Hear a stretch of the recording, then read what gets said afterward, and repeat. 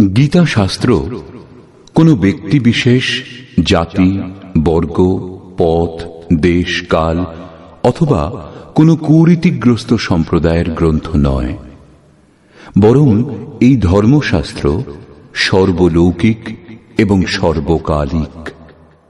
এই শাস্ত্র প্রত্যেক দেশ, প্রত্যেক জাতি, যে কোনো বয়সের প্রতিটি স্ত্রী পুরুষের জন্য, সবার জন্য। গীতা সম্পূর্ণ মানব জাতির ধর্মশাস্ত্র এবং অত্যন্ত গৌরবের বিষয় যে গীতা আপনারও ধর্মশাস্ত্র।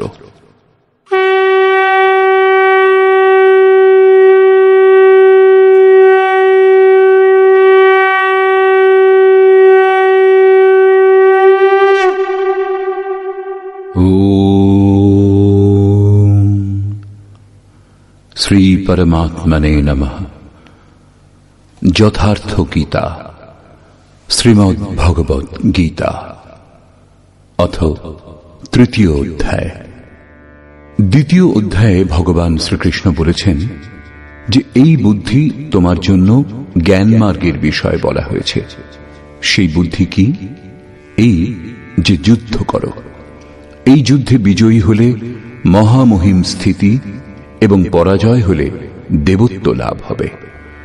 জয়লাভ করলে সর্বস্ব এবং পরাভব হলে দেবত্ব, কিছু লাভ হবেই। অতএব এই দৃষ্টিতে লাভ লোকসান দুটিতেই কিছু না কিছু লাভ হবে, কিঞ্চিত মাত্র ক্ষতি নেই। পুনরায় বললেন, এখন তুমি নিষ্কাম কর্মযোগের বিষয়ে শোনো, যে বুদ্ধির সঙ্গে যুক্ত হয়ে তুমি কর্মবন্ধন থেকে সম্পূর্ণরূপে মুক্ত হয়ে যাবে। পুনরায় এই কর্মের বিশেষত্বের উপর আলোকপাত করলেন। কর্ম করবার সময় সাবধান হতে বললেন এবং ফলের আকাঙ্ক্ষা ত্যাগ করতে বললেন। কামনা শূন্য হয়ে কর্মে প্রবৃত্ত হতে বললেন। বললেন, কর্ম করবার সময় অশ্রদ্ধাও যেন না হয়, তাহলেই তুমি কর্মবন্ধন থেকে মুক্ত হবে। মুক্ত হবে ঠিকই, কিন্তু সে বিষয়ে তোমার অবস্থান সম্বন্ধে তোমার অবহিত থাকার কথা নয়। অতএব অর্জুনের নিষ্কাম কর্মযোগ অপেক্ষা জ্ঞান মার্গই সহজ বলে বোধ হল। তিনি জিজ্ঞাসা করলেন, হে জনার্দন, নিষ্কাম কর্মযোগ অপেক্ষা জ্ঞান মার্গই যদি আপনার বিচারে শ্রেষ্ঠ, তবে কেন আমাকে এই ভয়ঙ্কর কর্মে নিযুক্ত করছেন? এই জিজ্ঞাসা স্বাভাবিক ছিল। মনে করুন, আপনার সম্মুখে দুটি পথ আছে, দুটি একই স্থানে নিয়ে যায়। এখন আপনি যদি যেতে চান, তাহলে নিশ্চয়ই জিজ্ঞাসা করবেন উভয়ের মধ্যে সুগম কোনটি। যদি না করেন, তাহলে আপনি পথিক নন। ঠিক এইভাবে অর্জুনও জিজ্ঞাসা করলেন। অর্জুন উবাচ,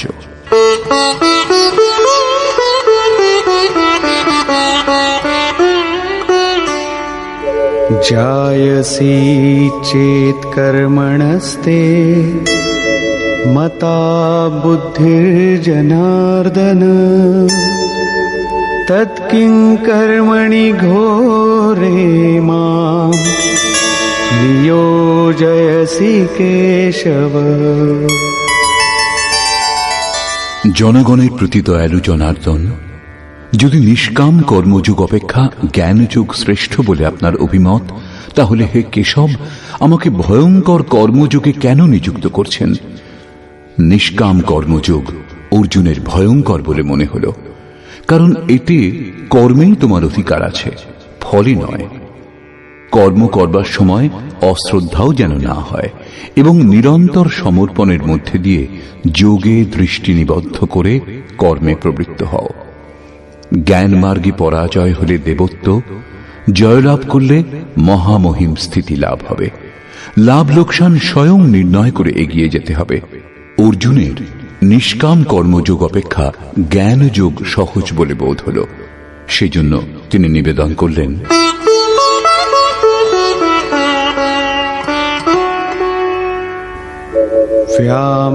व्यामिश्रेणेव वाक्येन बुद्धिं मोहयसीव मे तदेकं वद निश्चित्य येन श्रेयोऽहमाप्नुयाम्।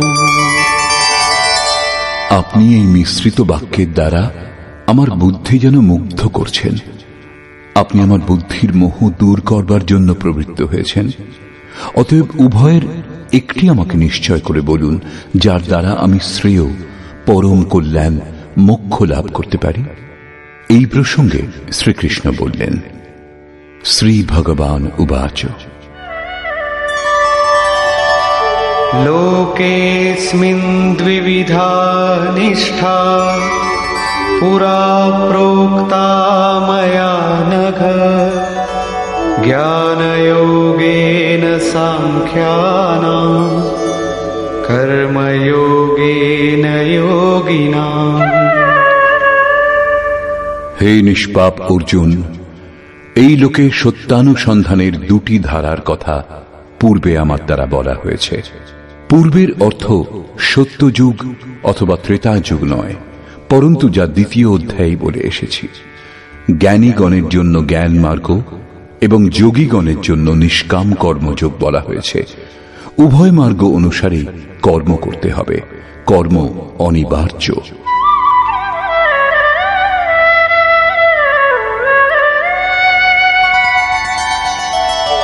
न कर्मणामनारम्भात् नैष्कर्म्यं पुरुषोऽश्नुते न च सन्न्यसनादेव सिद्धिं समधिगच्छति।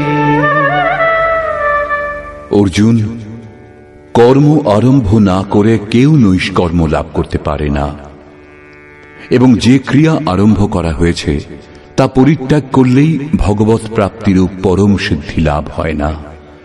এখন তোমার জ্ঞান মার্গ ভালো লাগে অথবা নিষ্কাম কর্মমার্গ, উভয় মার্গেই কর্ম করতে হবে। প্রায় এই ক্ষেত্রে ভগবৎ পথে লোকে সহজ পথ এবং সুরক্ষা খুঁজতে আরম্ভ করে। কর্মানুষ্ঠান না করেই নিষ্কর্মী হওয়া যায়, যেন এই ধরনের ভুল না হয়। সেজন্য শ্রীকৃষ্ণ জোর দিলেন যে কর্ম আরম্ভ না করে কেউ নৈষ্কর্ম লাভ করতে পারে না। শুভাশুভ কর্মের শেষ যেখানে, পরম নৈষ্কর্মের সেই স্থিতি কর্ম করেই লাভ করা যায়। সেইরূপ বহু লোকে বলে যে আমরা জ্ঞানমার্গী, জ্ঞানমার্গে কর্ম নেই। এইরূপ বললেই কর্মত্যাগী জ্ঞানী হয় না। যে ক্রিয়া আরম্ভ হয়েছে তা ত্যাগ করলেই কেউ ভগবৎ সাক্ষাৎকার রূপ পরম সিদ্ধি লাভ করে না। কারণ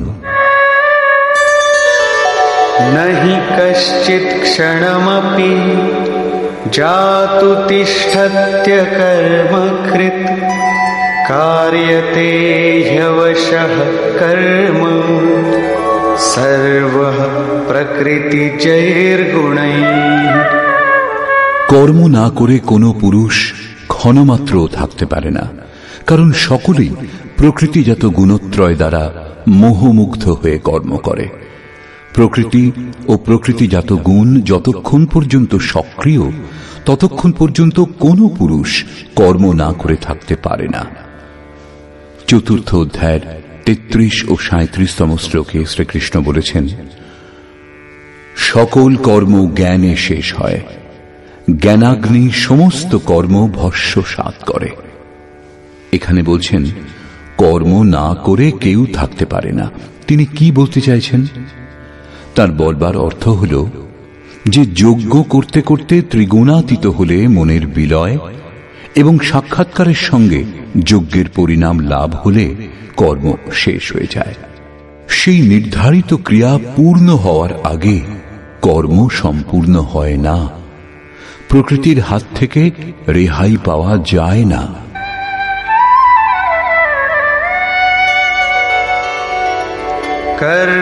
कर्मेन्द्रियाणि संयम्य य आस्ते मनसा स्मरन् इन्द्रियार्थान् विमूढात्मा मिथ्याचार स उच्यते। তা সত্ত্বেও কিছু মূঢ় ব্যক্তি কর্মেন্দ্রিয়গুলি বলপূর্বক রুদ্ধ করে মনে মনে ইন্দ্রিয়ের ভোগ সমূহ স্মরণ করে তাদের মিথ্যাচারী, দাম্ভিক বলে, জ্ঞানী বলে না। একথা প্রমাণিত যে কৃষ্ণকালেও এই ধরনের সংস্কার ছিল। লোকে যা করণীয় তা ত্যাগ করে ইন্দ্রিয়গুলি বলপূর্বক রুদ্ধ করে বলে বেড়াত যে আমি জ্ঞানী, আমি পূর্ণ। কিন্তু শ্রীকৃষ্ণ বলছেন যে তারা সকলেই ধূর্ত। জ্ঞান মার্গ ভালো লাগুক অথবা নিষ্কাম কর্মযোগ, উভয় মার্গেই কর্ম করতে হবে।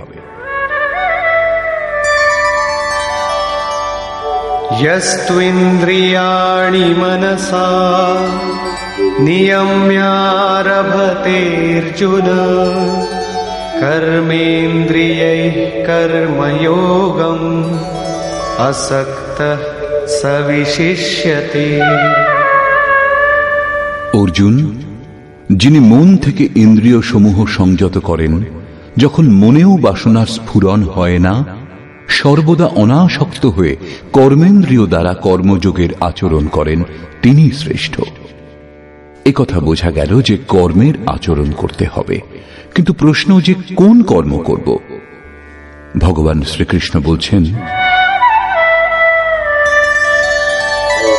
নিয়তং কুরু কর্ম ত্বং কর্মজায়ো হ্যকর্মণঃ শরীরয়াত্রাপি চ তে ন প্রসিদ্ধেদ কর্মণঃ।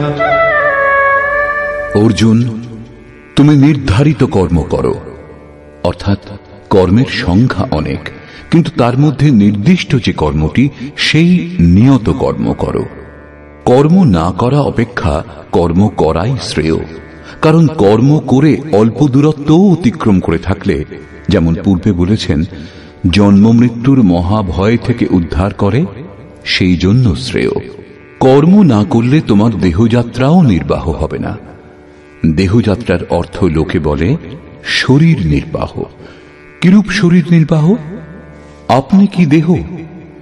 এই পুরুষ জন্ম জন্মান্তর যুগ যুগান্তর ধরে দেহযাত্রাই তো করে আসছে। বস্ত্র জীর্ণ হলে অন্য বস্ত্র ধারণ করে। সেইরূপ কীট পতঙ্গ থেকে শুরু করে মানুষ পর্যন্ত, ব্রহ্মা থেকে শুরু করে যাবন্মাত্র জগৎ পরিবর্তনশীল। উত্তম অধম বিভিন্ন যোনিতে এই জীব নিরন্তর দেহযাত্রাই করে চলেছে। কর্মই এই দেহযাত্রা সম্পূর্ণ করে। মনে করুন, একটা মাত্র জন্ম নিতে হয়েছে, কিন্তু তবু যাত্রা তো সম্পূর্ণ হয়নি। এখনো সে পথিক। যাত্রা সম্পূর্ণ তখনই হবে যখন গন্তব্য এসে যাবে। পরমাত্মাতে স্থিতি লাভ করবার পর আত্মা শরীরে অনুপ্রবেশ করলে আর যাত্রা করতে হয় না। অর্থাৎ শরীর ত্যাগ, শরীর ধারণ এই পর্যায়ে শেষ হয়। অতএব কর্ম পূর্ণতা প্রদান করে। এই পুরুষকে কর্ম সম্পূর্ণ হওয়ার পর আর দেহের যাত্রা করতে হয় না। মোক্ষ সে শুভাত। অর্জুন, এই কর্ম করে তুমি সংসার বন্ধন স্বরূপ অশুভ থেকে মুক্ত হয়ে যাবে। কর্ম সংসার বন্ধন থেকে মুক্ত করে দেয়। এখন প্রশ্ন, সেই নির্ধারিত কর্ম কি? শ্রী ভগবান বলছেন, যজ্ঞার্থাৎ কর্মণোন্যত্র লোকোয়ং কর্ম বন্ধনঃ তদর্থং কর্ম কৌন্তেয় মুক্ত সঙ্গ সমাচর। অর্জুন, যজ্ঞের অনুষ্ঠানই কর্ম। যে ক্রিয়া দ্বারা যজ্ঞ পূর্ণ হয় সেই ক্রিয়া কর্ম। প্রমাণিত হল যে কর্ম একটি নির্ধারিত প্রক্রিয়া। এছাড়া অন্য কর্ম কি কর্ম নয়? শ্রীকৃষ্ণ বললেন, না, সেসব কর্ম নয়। অন্যত্র লোকোয়ম কর্ম বন্ধনা। এই যজ্ঞের অনুষ্ঠান ছাড়া জগতে যা কিছু করা, যাতে সারা জগৎ রাত দিন ব্যস্ত, সে সমস্ত এই লোকেরই বন্ধন, কর্ম নয়। কর্ম মোক্ষ সে শুভাত, অশুভ অর্থাৎ সংসার বন্ধন থেকে মুক্তি প্রদান করে। একমাত্র কর্ম হল যজ্ঞের প্রক্রিয়া। অতএব অর্জুন, সেই যজ্ঞ সম্পূর্ণ করার জন্য সঙ্গদোষ থেকে পৃথক অবস্থান করে উত্তম রূপে কর্মের আচরণ করো। সঙ্গদোষ থেকে পৃথক না হলে এই কর্ম সম্পূর্ণ হয় না। এখন স্পষ্ট হল যে যজ্ঞের অনুষ্ঠানকেই কর্ম বলে, কিন্তু এখানে পুনরায় এক নূতন প্রশ্নের উদয় হল যে সেই যজ্ঞ কি যার অনুষ্ঠান করা হবে। সেই জন্য প্রথমে যজ্ঞ কি তা না বলে শ্রীকৃষ্ণ বললেন যে যজ্ঞের উৎপত্তি হল কোত্থেকে, যজ্ঞ থেকে আমরা কি ফল লাভ করি তার বিশেষত্ব বললেন, এবং চতুর্থ অধ্যায়ে স্পষ্ট করেছেন যে যজ্ঞ কি যার অনুষ্ঠান করলে কর্মের আরম্ভ হবে। যোগেশ্বর শ্রীকৃষ্ণের বাণীর নিপুণতাতে এটা স্পষ্ট হয় যে যে বিষয়ের বর্ণনা করবেন প্রথমে তিনি তার বিশেষত্বের বর্ণনা করলেন যাতে শ্রদ্ধা জাগে। তারপর তিনি তাতে যে সতর্কতা অবলম্বন করতে হয় তার উপর আলোকপাত করলেন এবং অবশেষে মুখ্য সিদ্ধান্ত প্রতিপাদন করলেন। এখানে স্মরণ রাখা আবশ্যক, শ্রীকৃষ্ণ কর্মের অন্যান্য অঙ্গের উপর আলোকপাত করেছেন যে কর্ম হল নির্ধারিত ক্রিয়া, নির্ধারিত ক্রিয়া ব্যতীত অন্য কর্ম কর্ম নয়। দ্বিতীয় অধ্যায়ে প্রথমবার কর্মের নাম উল্লেখ করেছেন, তার বিশেষত্বের উপর জোর দিলেন, তাতে যে সতর্কতা অবলম্বন করা হয় তার উপর আলোকপাত করলেন, কিন্তু কর্ম কি বললেন না। এখানে বর্তমান অধ্যায়ে বললেন যে কেউ কর্ম না করে থাকতে পারে না। প্রকৃতির প্রভাবে মানুষ কর্ম করে। এছাড়া যারা ইন্দ্রিয়গুলিকে বলপূর্বক অবরুদ্ধ করে মন থেকে বিষয় চিন্তা করে তারা অহংকারী। সেই জন্য অর্জুন, মনের দ্বারা ইন্দ্রিয় সমূহ সংযত করে তুমি কর্ম করো, কিন্তু কোন কর্ম করা হবে সে প্রশ্নটি যেমন তেমনি রইল। যোগেশ্বর শ্রীকৃষ্ণ বললেন, অর্জুন তুমি নির্ধারিত কর্ম করো।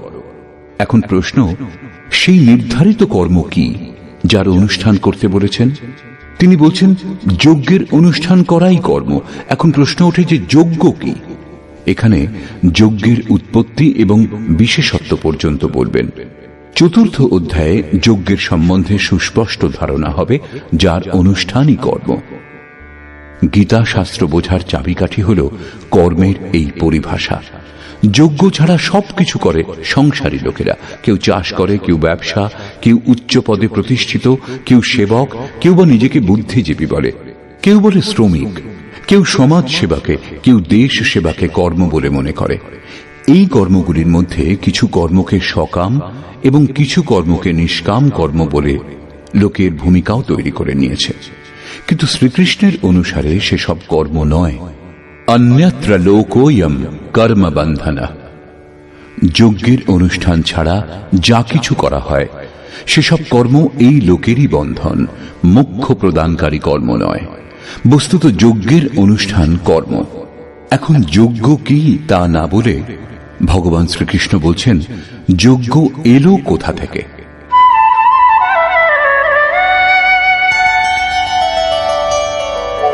सहयज्ञाः प्रजा सृष्ट्वा पुरोवाच प्रजापतिः अनेन प्रसविष्यध्वम् एष वोस्त्विष्टकामधुक्।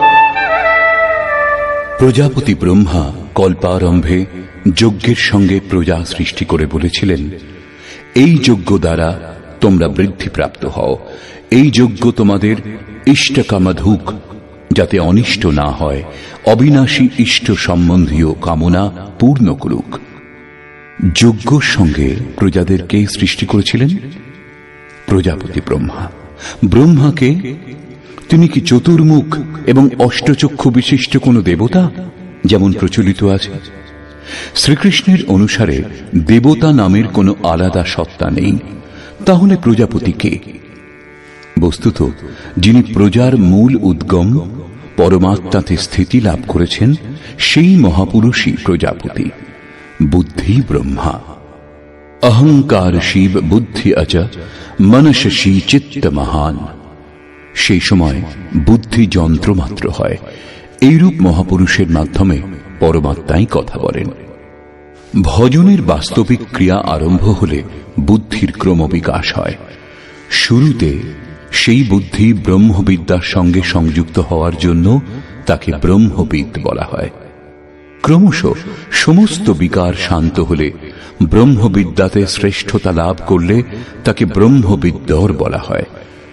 ধীরে ধীরে বিকাশ আরো সূক্ষ্ম হলে, বুদ্ধির আরো বিকাশ হয়, তখন তাকে ব্রহ্মবিদ্যরিয়ান বলে। সেই অবস্থা লাভ হলে ব্রহ্মবিদ্যেতা পুরুষ অন্যকেও উত্থান মার্গে নিয়ে যাওয়ার যোগ্যতা অর্জন করেন। বুদ্ধির পরাকাষ্ঠা হল ব্রহ্মবিদ্যরিষ্ট, অর্থাৎ ব্রহ্মবিদের সেই অবস্থা যাতে ইষ্ট ওতপ্রোত। এইরূপ স্থিতি লাভ করেছেন যিনি, তিনি প্রজার মূল উদ্গম পরমাত্মায় স্থিত থাকেন। এরূপ মহাপুরুষের বুদ্ধি যন্ত্রমাত্র, তাঁদেরই প্রজাপতি বলা হয়। তারা প্রকৃতির দ্বন্দ্বের বিশ্লেষণ করে আরাধনা ক্রিয়ার রচনা করেন। যজ্ঞের অনুরূপ সংস্কার প্রদান করাই প্রজা সৃষ্টি। এর পূর্বে সমাজ অচৈতন্য এবং অব্যবস্থিত অবস্থাতে থাকে। যজ্ঞের অনুরূপ এদের গড়ে তোলাই হল সৃষ্টি, অর্থাৎ সুসজ্জিত করা। এইরূপ মহাপুরুষ সৃষ্টির আরম্ভে যজ্ঞের সঙ্গে প্রজার সৃষ্টি করেছেন। কল্প রোগ মুক্ত করে, বৈদ্য কল্প প্রদান করেন, আবার কেউ কায়া কল্প করে। এটা অবশ্য শরীরের ক্ষণিক কল্প। যথার্থ কল্প তখনই হয় যখন ভবরোগ থেকে মুক্তি লাভ হয়। আরাধনার আরম্ভ এই কল্পের প্রারম্ভিক অবস্থা। আরাধনা সম্পূর্ণ হলেই কল্প সম্পূর্ণ হবে। সেইরূপ পরমাত্ম স্বরূপে স্থিত মহাপুরুষগণ ভজনের আরম্ভে যজ্ঞের সঙ্গে সংস্কার সুসংগঠিত করে বললেন, এই যজ্ঞ দ্বারা তোমরা সমৃদ্ধ হও। কিরূপ সমৃদ্ধি? সেই সমৃদ্ধি কি কাঁচা ঘরবাড়ি পাকা করা, বেশি উপার্জন করা? বলছেন না, যজ্ঞ ইষ্ট কামধুক, ইষ্ট সম্বন্ধীয় কামনা পূর্ণ করবে। ইষ্ট একমাত্র পরমাত্মা, সেই পরমাত্মা সম্বন্ধীয় কামনা পূর্ণ করে এই যজ্ঞ। এখানে এ প্রশ্ন স্বাভাবিক যে যজ্ঞ সরাসরি পরমাত্মার প্রাপ্তি করাবে নাকি ক্রমে ক্রমে চলার পর?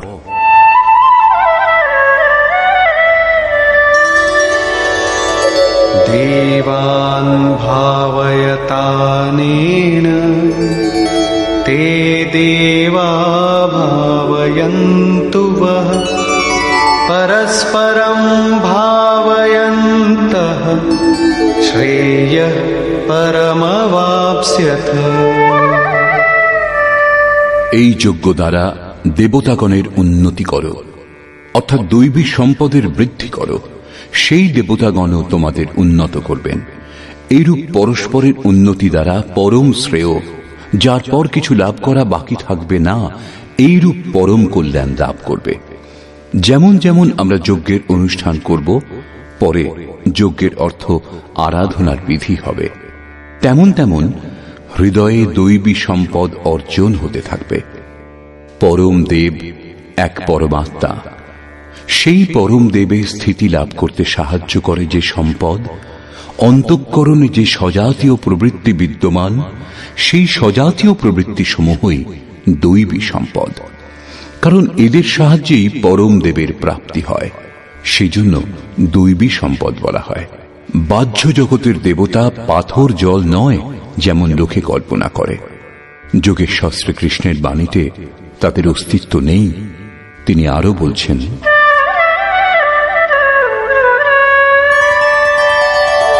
ইষ্টান ভোগান হিবো দেবা দাস্যন্তে যজ্ঞ ভাবিতাঃ তৈর্দত্তান প্রদায়েভ্যো यो ভুঙ্ক্তেস্তেন এব সহ। যজ্ঞ দ্বারা সংবর্ধিত দেবতাগণ অর্থাৎ দৈবী সম্পদ আপনাকে ইষ্টান ভোগান হি দাস্যন্তে। ইষ্ট অর্থাৎ আরাধ্য সম্বন্ধীয় ভোগ প্রদান করবেন, অন্য কিছু নয়। তাই দত্তান, তিনি একমাত্র দাতা। ইষ্ট লাভের অন্য কোনো বিকল্প নেই। এই দৈবী গুণসমূহকে সংবর্ধন না করে যিনি এই স্থিতি ভোগ করেন তিনি নিশ্চয়ই চোর। যখন লাভ হয়নি তখন তিনি কি উপভোগ করবেন? কিন্তু বলেন অবশ্যই আমি পূর্ণ তত্ত্বদর্শী। এইরূপ মিথ্যাবাদী এই পথ থেকে মুখ লুকিয়ে বেড়ায়। তারা চোর, প্রাপ্তকর্তা নয়। কিন্তু যারা লাভ করেছেন তারা কি পেয়েছেন?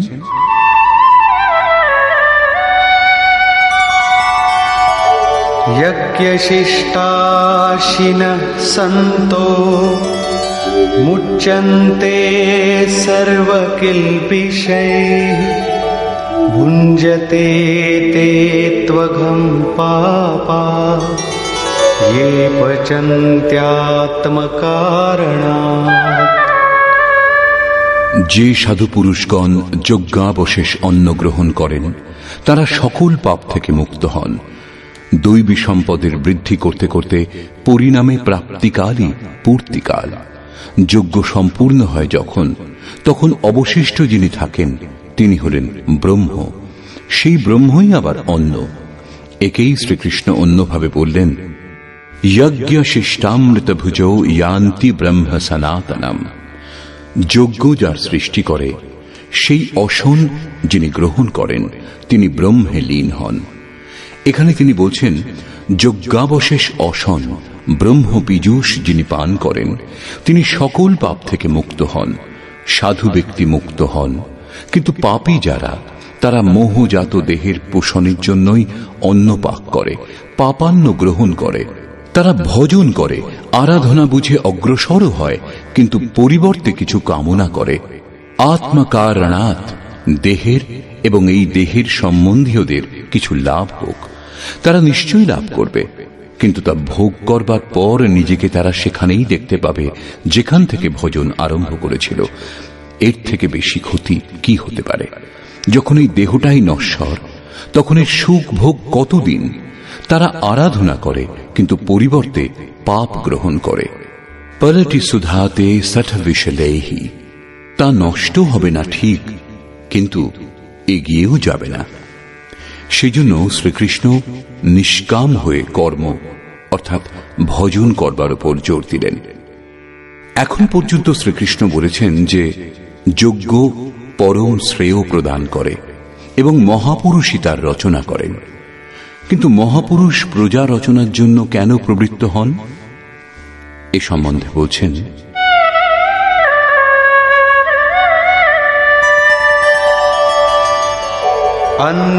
अन्नाद्भवन्ति भूतानि पर्जन्यादन्नसम्भवः यज्ञाद्भवति पर्जन्यो यज्ञः कर्म समुद्भवः। कर्म ब्रह्मोद्भवं विद्धि ब्रह्माक्षर समुद्भवम् तस्मात् सर्वगतं ब्रह्म नित्यं यज्ञे प्रतिष्ठितम्। অন্ন থেকে সমস্ত প্রাণী উৎপন্ন হয়। অন্নং ব্রহ্মেতি ব্যজানাৎ, পরমাত্মাই অন্ন। সেই ব্রহ্ম পীযূষকেই উদ্দেশ্য করে প্রাণীগণ যজ্ঞের দিকে অগ্রসর হয়। বৃষ্টি থেকে অন্নের উৎপত্তি হয়। মেঘ থেকে যে বৃষ্টি হয় তা নয়, পরন্তু কৃপা বৃষ্টি। পূর্ব সঞ্চিত যজ্ঞ কর্মই এই জন্মে যেখানে সাধনাতে ব্যবধান উৎপন্ন হয়েছিল সেখানেই ইষ্ট কৃপারূপে বর্ষিত হয়। আজকের আরাধনা কাল কৃপারূপে লাভ হবে, সেই জন্য যজ্ঞ দ্বারা বৃষ্টি হয়। স্বাহা উচ্চারণ এবং তিল জবের আহুতি মাত্র দিলেই যদি বর্ষা হতো, তাহলে বিশ্বের অধিকাংশ মরুভূমি অনুর্বর কেন রয়েছে? উর্বর হয়ে থাকত। এখানে যজ্ঞের পরিণাম কৃপা বৃষ্টি। এই যজ্ঞের অনুষ্ঠান কর্ম দ্বারা হয়। কর্ম করে গেলেই একদিন যজ্ঞ সম্পূর্ণ হয়। সেই কর্ম বেদ থেকে উৎপন্ন জানবে। বেদ হল ব্রহ্মস্থিত মহাপুরুষের বাণী। যে তত্ত্ব অবিদিত তার প্রত্যক্ষ অনুভূতির নাম বেদ, কিছু শ্লোক সংগ্রহ নয়। বেদ অবিনাশী পরমাত্মা থেকে উৎপন্ন হয়েছে জানবে। একথা মহাত্মাগণ বলেছেন, কিন্তু তাঁরা এবং পরমাত্মা ভিন্ন নন। তাঁদের মাধ্যমে অবিনাশী পরমাত্মাই কথা বলেন। সেই জন্যই বেদকে অপৌরুষেয় বলা হয়। মহাপুরুষগণ বেদ পেলেন কোথা থেকে? অবিনাশী পরমাত্মা থেকে বেদের জন্ম হয়েছে। সেই মহাপুরুষগণ, এবং তিনি অভিন্ন, তাঁরা যন্ত্রমাত্র। সেই জন্য তাঁদের মাধ্যমে পরমাত্মাই কথা বলেন। কারণ যজ্ঞের অনুষ্ঠান করে যখন মন নিরুদ্ধ হয়, তখনই পরমাত্মাকে জানা যায়। সেই জন্য সর্বব্যাপী পরম অক্ষর পরমাত্মা সর্বদা যজ্ঞেই প্রতিষ্ঠিত। যজ্ঞের অনুষ্ঠানই তাকে লাভ করবার একমাত্র উপায়। এরই উপর ভগবান জোর দিলেন।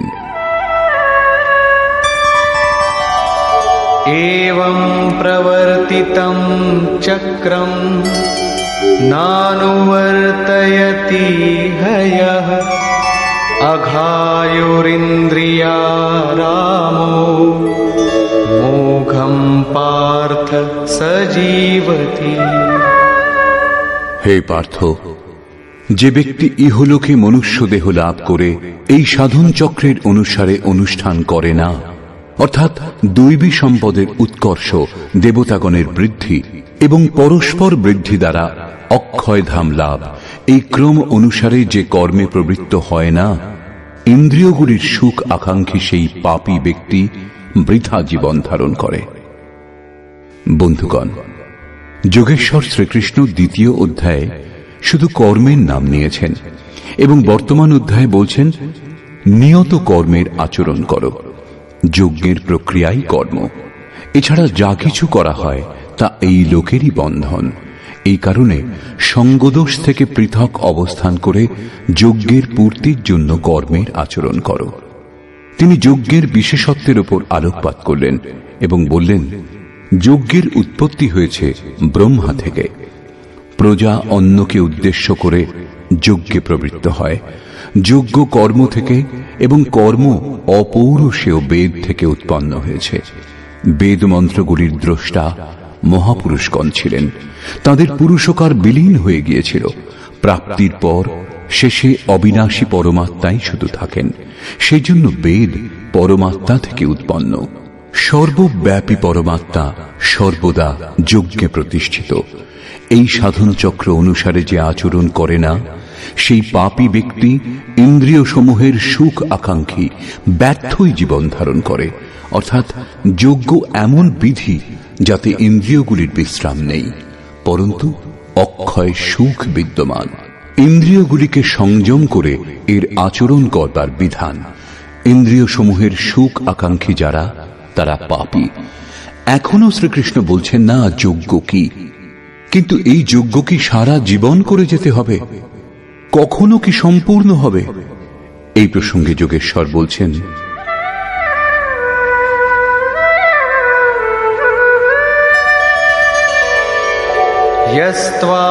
यस्त्वात्मरतिरेव स्यात् आत्मतृप्तश्च मानवः आत्मन्येव च सन्तुष्टः तस्य कार्यं न विद्यते। কিন্তু যে ব্যক্তি আত্মাতেই প্রীত, আত্মাতেই তৃপ্ত এবং আত্মাতেই সন্তুষ্ট, তার জন্য কোনো কর্তব্য বাকি থাকে না। এই হল লক্ষ্য।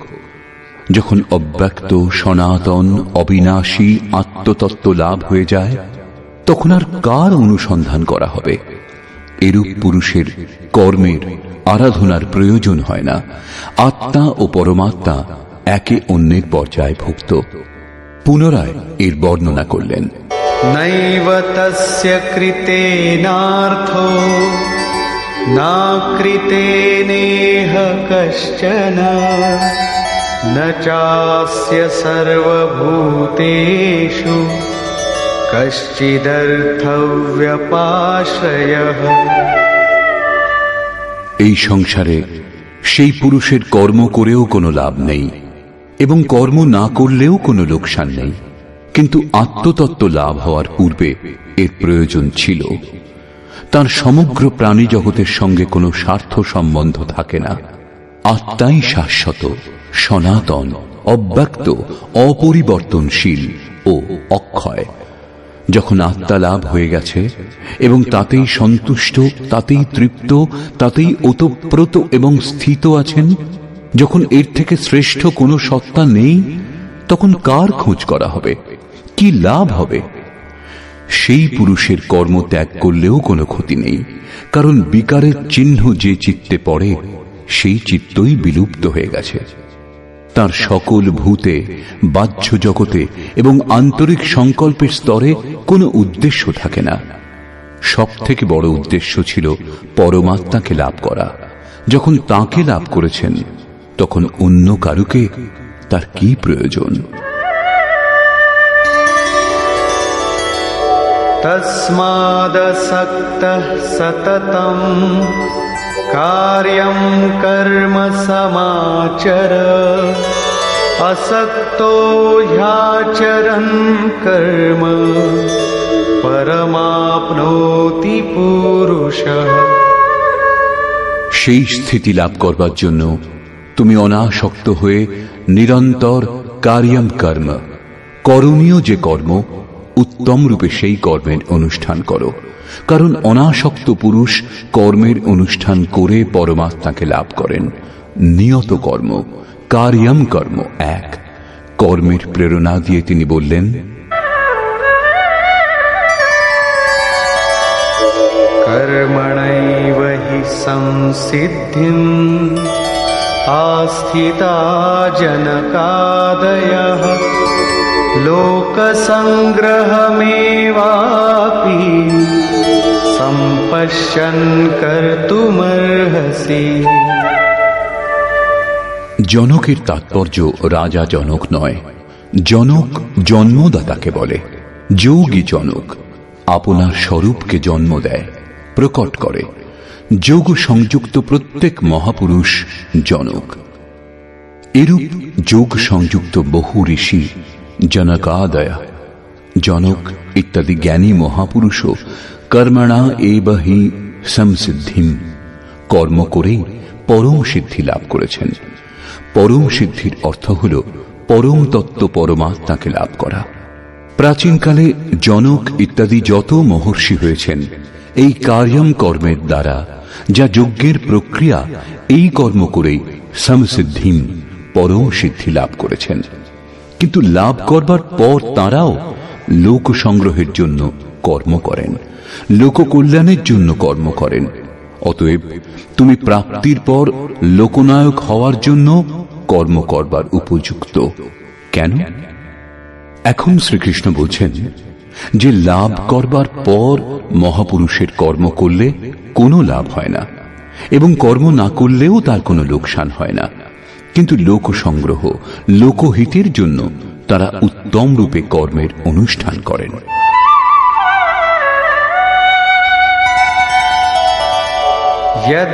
यद्यदाचरति श्रेष्ठः तत्तदेवेतरो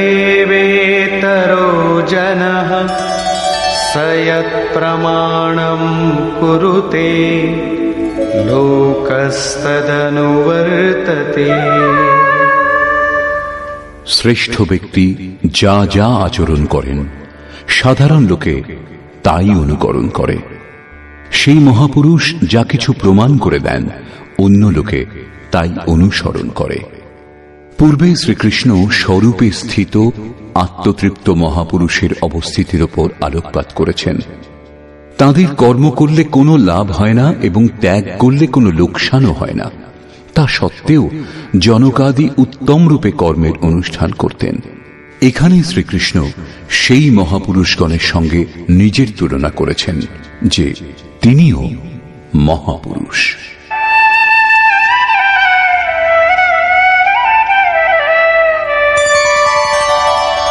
न मे पार्थास्ति कर्तव्यं त्रिषु लोकेषु किञ्चन नानवाप्तमवाप्तव्यं वर्त एव च कर्मणि।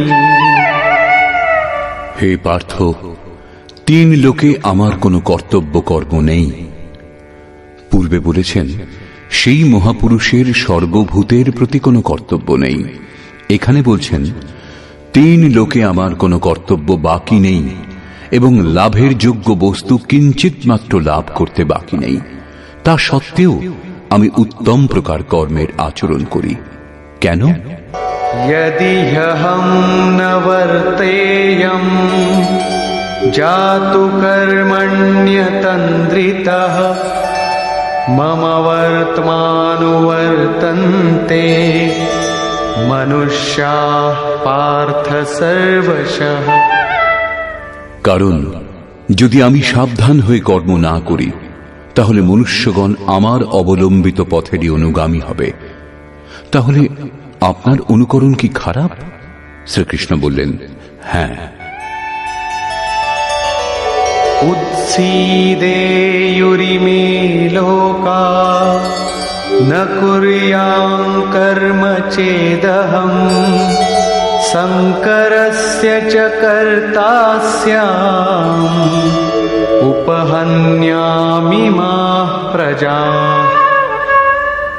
যদি আমি সাবধান হয়ে কর্ম না করি তাহলে এই সকল লোক ভ্রষ্ট হবে এবং আমি শঙ্করাস্য বর্ণ সংকরের সৃষ্টিকর্তা হব এবং এই সকল প্রজার বিনাশের কারণ হব। স্বরূপে স্থিত মহাপুরুষ সতর্ক হয়ে যদি আরাধনাক্রমে প্রবৃত্ত না থাকেন তাহলে সমাজ তার অনুকরণ করে ভ্রষ্ট হয়ে যাবে। তিনি না করলেও তার কোনো লোকসান নেই, কারণ তিনি আরাধনা সম্পূর্ণ করে নিবৃত্ত হয়েছেন। কিন্তু সমাজ তো এখনো আরাধনা আরম্ভই করেনি। অনুগামীদের পথ প্রদর্শনের জন্যই মহাপুরুষ কর্ম করেন, আমিও করি। অর্থাৎ শ্রীকৃষ্ণ মহাপুরুষ ছিলেন, বৈকুণ্ঠ থেকে আবির্ভূত কোন অবতার নন। তিনি বললেন, মহাপুরুষ লোককল্যাণের জন্য কর্ম করেন, আমিও করি। আমি যদি না করি তাহলে মানুষ আদর্শভ্রষ্ট হবে, সকলেই কর্ম ত্যাগ করবে। মন বড় চঞ্চল, সবকিছু পেতে চায়, কেবল ভজন করতে চায় না। স্বরূপস্থ মহাপুরুষ যদি কর্ম না করেন তবে তাকে দেখে অনুগামীগণও কর্ম ত্যাগ করবে। অজুহাত দেখাবে যে ইনি তো ভজন করেন না, পান খান, সুগন্ধদ্রব্য ব্যবহার করেন, সামান্য জনের মতো কথা বলেন, তবুও একে মহাপুরুষ বলে সমাদর করা হয়। এরূপ চিন্তা করে তারাও আরাধনা ত্যাগ করে আদর্শভ্রষ্ট হয়। শ্রীকৃষ্ণ বললেন, যদি আমি কর্ম না করি তাহলে সকলেই ভ্রষ্ট হবে এবং আমি বর্ণ সংকর দোষের মূল কারণ হব। স্ত্রীগণ কলুষিত হলে বর্ণ সংকরের প্রভাব দেখা যায়। অর্জুনও এই ভয়ে ব্যাকুল ছিলেন যে স্ত্রীগণ কলুষিত হলে বর্ণ সংকর উৎপন্ন হবে। কিন্তু শ্রীকৃষ্ণ বললেন, যদি আমি সাবধান হয়ে আরাধনায় রত না থাকি তাহলে বর্ণ সংকর দোষের মূল কারণ আমি হব। বস্তুত আত্মার শুদ্ধ বর্ণ পরমাত্মা। নিজের শাশ্বত স্বরূপের পথ থেকে ভ্রষ্ট হওয়াই বর্ণ সংকরতা। স্বরূপস্থ মহাপুরুষ আরাধনা ক্রিয়াতে প্রবৃত্ত না থাকলে অনুগামীগণ তাকে অনুকরণ করতে গিয়ে ক্রিয়ারহিত হয়ে যাবে, আত্মপথ থেকে ভ্রষ্ট হবে, বর্ণ সংকর হয়ে যাবে, তারা প্রকৃতির মোহে মুগ্ধ হবে। স্ত্রীগণের সতীত্ব এবং জাতির শুদ্ধতা এগুলি সামাজিক ব্যবস্থা, অধিকারের প্রশ্ন। সমাজের পক্ষে এর উপযোগিতাও আছে, কিন্তু মাতা পিতার ভুলের কোনো প্রভাব সন্তানের সাধনার উপর পড়ে না। আপন করণী পার উতরণী। হনুমান, ব্যাস, বশিষ্ঠ, নারদ, সুখদেব, কবির, যিশু এরা উত্তম মহাপুরুষ হয়েছিলেন, কিন্তু সামাজিক কুলীনতার সঙ্গে এদের কোনো সম্পর্ক ছিল না। আত্মা নিজের পূর্বজন্মের গুণধর্ম সঙ্গে নিয়ে আসে। শ্রীকৃষ্ণ বলছেন, মনঃ ষষ্ঠানি ইন্দ্রিয়াণি প্রকৃতি স্থানে কর্ষতি। মন ও ইন্দ্রিয় সমূহ দ্বারা যে কাজ এই জন্মে করা হয় সেই সংস্কার নিয়ে জীবাত্মা পুরনো দেহ ত্যাগ করে নূতন দেহে প্রবেশ করে। এতে জন্মদাতাদের কোনো ভূমিকা নেই, তাদের বিকাশক্রমে কোনো ব্যবধানের সৃষ্টি হয় না। অতএব স্ত্রীগণ কলুষিত হলে বর্ণ সংকর হয় না। স্ত্রীগণের কলুষিত হওয়া এবং বর্ণ সংকরের মধ্যে কোনো সম্পর্ক নেই। শুদ্ধ স্বরূপের দিকে অগ্রসর না হয়ে প্রকৃতিতে মুগ্ধ হওয়াকেই বর্ণ সংকর বলে। মহাপুরুষ যদি সাবধান হয়ে ক্রিয়াতে নিয়ত কর্মে প্রবৃত্ত না থাকেন এবং অন্য লোকদের দিয়ে ক্রিয়া না করান, তাহলে তিনি সেই সকল প্রজার হননকারী, বিনাশক হন। সাধনাক্রমে চলে সেই মূল অবিনাশীকে লাভ করাই জীবন, এবং প্রকৃতিতে মুগ্ধ হওয়া, পথভ্রষ্ট হওয়াই মৃত্যু। কিন্তু মহাপুরুষ যদি এই সকল প্রজাদের ক্রিয়াপথে চালিত না করেন, সেই সকল প্রজাদের সংযত করে সৎপথে না চালান, তাহলে তিনি সকল প্রজার হননকর্তা, হিংসক হবেন। এবং যিনি স্বয়ং চলে অন্যকেও সেই পথে চালান, তিনি শুদ্ধ অহিংসক। গীতা শাস্ত্র অনুসারে দেহের মৃত্যু নশ্বর কলেবরের মৃত্যু, পরিবর্তন মাত্র, হিংসা নয়।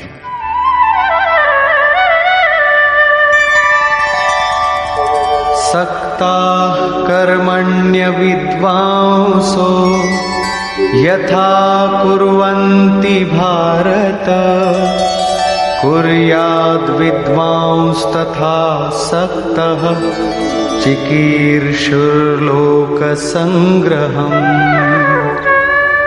হে ভারত, অজ্ঞানীগণ আসক্ত হয়ে যেরূপ কর্ম করেন, পূর্ণ জ্ঞাতা বিদ্বান অনাসক্ত হয়ে লোকহৃদয়ে প্রেরণা এবং কল্যাণ সংগ্রহের জন্য সেই রূপ কর্ম করেন। যজ্ঞের বিধি জেনেও করেও আমরা অজ্ঞানী। জ্ঞানের অর্থ হল প্রত্যক্ষভাবে জানা। যতক্ষণ আমরা লেশমাত্র আরাধ্য থেকে পৃথক, ততক্ষণ অজ্ঞান বিদ্যমান। যতক্ষণ অজ্ঞান বিদ্যমান, ততক্ষণ কর্মে আসক্তি থাকে। অজ্ঞানী যতটা আসক্ত হয়ে আরাধনা করেন, ততটাই অনাসক্ত। যার কর্ম করবার প্রয়োজন নেই, তার আসক্তি কেন হবে? এরূপ পূর্ণ জ্ঞাতা মহাপুরুষও লোকহিতের জন্য কর্ম করেন, দৈবী সম্পদের উৎকর্ষ করেন, যাতে সমাজ সেই পথে চলতে পারে।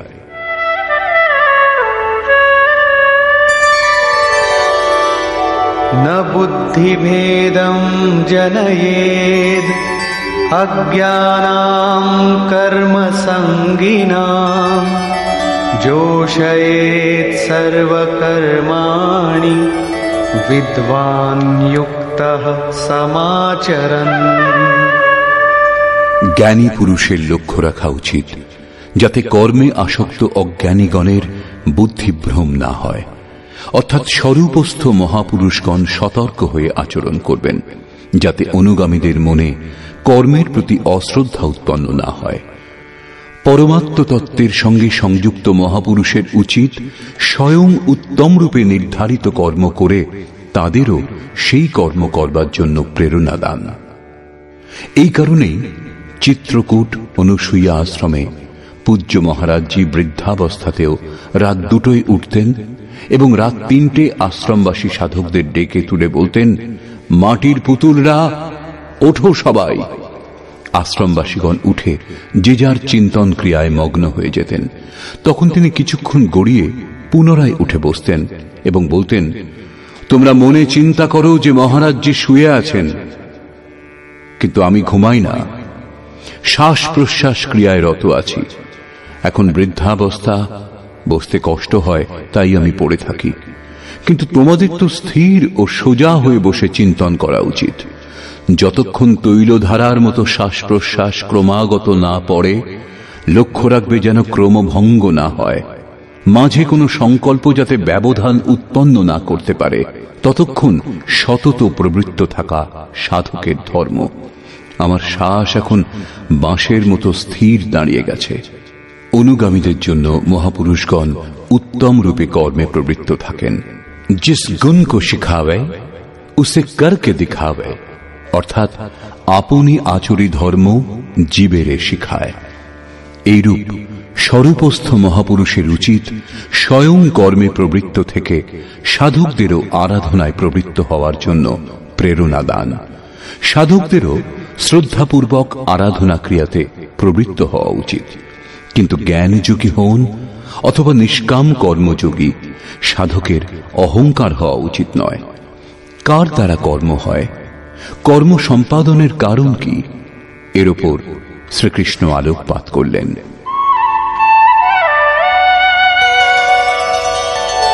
प्रकृतेः क्रियमाणानि गुणैः कर्माणि सर्वशः अहंकार विमूढात्मा कर्ताहमिति मन्यते। আরম্ভ থেকে পূর্ণ হওয়া পর্যন্ত কর্ম প্রকৃতির গুণত্রয় দ্বারা সম্পাদিত হয়। তা সত্ত্বেও অহংকারে যিনি বিশেষ রূপে মূঢ়, তিনি আমি কর্তা এই রূপ মনে করেন। একথা কিরূপে স্বীকার করা হবে যে আরাধনা প্রকৃতির গুণে হয়? এটা কি দেখেছেন? এই প্রসঙ্গে বলছেন, তত্ত্ববিত্তু মহাবাহো গুণকর্ম বিভাগয়োঃ গুণাগুণেষু বর্তন্তে ইতি মত্বা ন সজ্জতে। হে মহাবাহ, গুণ বিভাগ এবং কর্ম বিভাগকে তত্ত্ববিদ পরম তত্ত্ব পরমাত্মার সম্যক জ্ঞান বিশিষ্ট মহাপুরুষগণ দেখেছেন এবং সম্পূর্ণ গুণ সমূহে বর্তিত। এরূপ চিন্তা করে তারা গুণ এবং কর্মের কর্তৃত্বে আসক্ত হন না।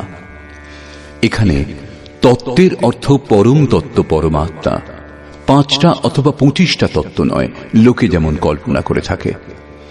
যোগেশ্বর শ্রীকৃষ্ণের বাণীতে তত্ত্ব একমাত্র পরমাত্মা, অন্য কোনো তত্ত্ব নেই।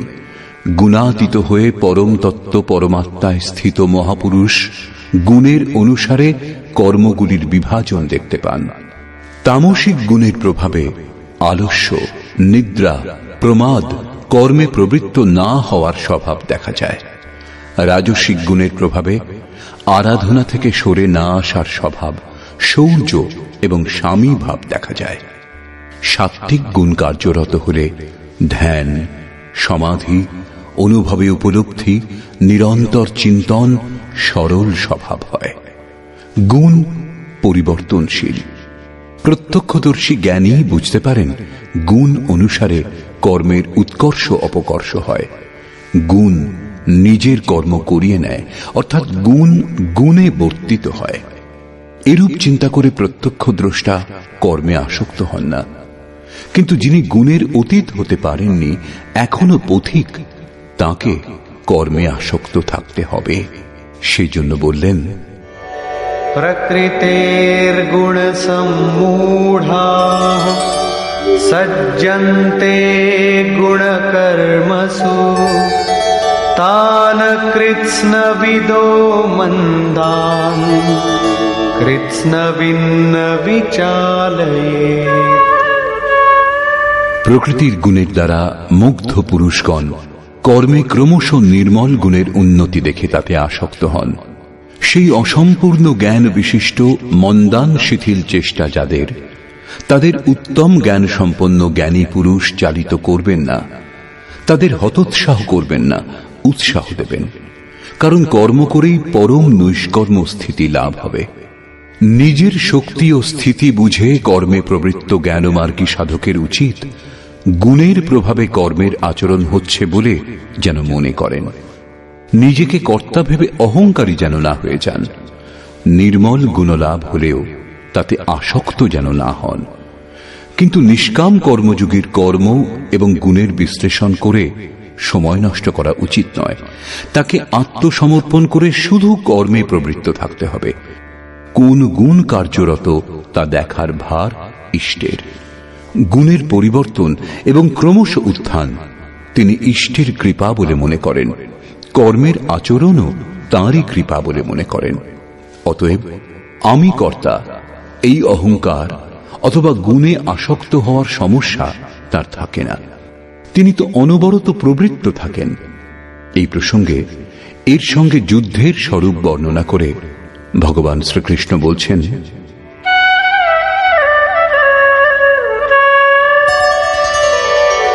ময়ি সর্বাণি কর্মাণি সন্ন্যস্যাধ্যাত্মচেতসা নিরাশীর্নির্মমো ভূত্বা যুধ্যস্ব বিগতজ্বরঃ।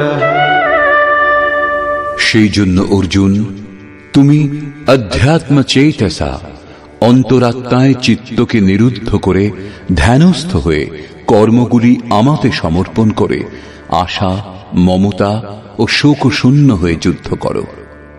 যখন চিত্ত ধ্যানস্থ, লেশমাত্র কিছু পাওয়ার আশা নেই, কর্মের প্রতি আসক্তি নেই, অসফলতার সন্তাপ নেই, তখন সেই পুরুষ যুদ্ধ কি করবেন? যখন চারিদিক থেকে চিত্ত সংযত হয়ে হৃদয় দেশে নিরুদ্ধ হয়ে আসছে, তখন সেই পুরুষ যুদ্ধ করতে যাবেন কেন? কার সঙ্গে যুদ্ধ করবেন? সে স্থানে কে বা আছে? বাস্তবে যখন আপনি ধ্যান করতে আরম্ভ করবেন, তখনই যুদ্ধের আসল স্বরূপ আপনি বুঝতে পারবেন। কাম, ক্রোধ, রাগ, দেশ, আশা, তৃষ্ণা ইত্যাদি বিকার সমূহ বিজাতীয় প্রবৃত্তিগুলি যাদের কুরু বলা হয়, এরা সংসারে যাতে প্রবৃত্তি হয় তারই চেষ্টা করবে, বিঘ্নরূপে ভয়ঙ্কর আক্রমণ করবে। এদের সঙ্গে সংঘর্ষের নামই যুদ্ধ। একে অতিক্রম করে যাওয়াই হল বাস্তবিক যুদ্ধ। এদের নিশ্চিহ্ন করে অন্তরাত্মায় মনকে স্থির করা, ধ্যানস্থ হওয়াই যথার্থ যুদ্ধ। এর ওপর পুনরায় জোর দিলেন।